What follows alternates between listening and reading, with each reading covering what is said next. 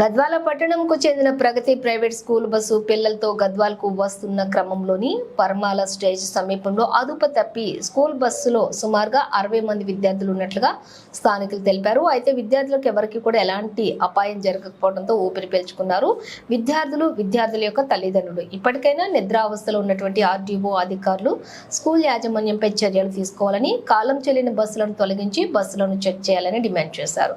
School యాజమాన్యం school bus పరిమితికి మించి విద్యార్థులను ఎక్కించడం వల్లనే ఇలాంటి సంఘటనలు చోటు చేసుకుంటున్నాయని విద్యార్థిని తల్లిదండ్రులు ఆవేదన వ్యక్తం చేస్తున్నారు. ఒక్క నిమిషం సార్, ఆయన తీసుకుంటున్నాం. అదే చెప్పండి సార్, అదే చెప్పండి. Okay sir, okay right, okay. బస్కి బ్రేక్స్ లేవన్న అది ముందే తెలుసంట వాళ్ళకు. అక్కడ అంటే ఎడ్ల బండి వచ్చిందని ఎడ్ల బండి ఆగింది. ఈ అన్న డ్రైవర్ ఆగకుండా సైడ్కి పలిపి ఇట్లే పోయిండు. దాని డ్రైవర్ పడినాక కూడా లేసి వచ్చాడు. అట్లే కూర్చున్నారు. పిల్లలందరూ ఏడుస్తుంటే వేరే వాళ్ళు వచ్చి దింపినారు. డ్రైవర్ అసలు అట్లే ఫస్ట్ తెలుసంటే బ్రేకులు లేవని, బ్రేకులు లేకుండా తెలియకుండానే వచ్చిండంట. అక్కడ నుంచి అది ఆగుతుందని ఆయన తెలుసంట వచ్చిండంట. అట్లా ట్రీ ఉంది కాబట్టి ఎవరికేం కాలేదంట. ట్రీ లేకపోతే చెట్లు లేకుంటే బోర్లో పడుతుంది.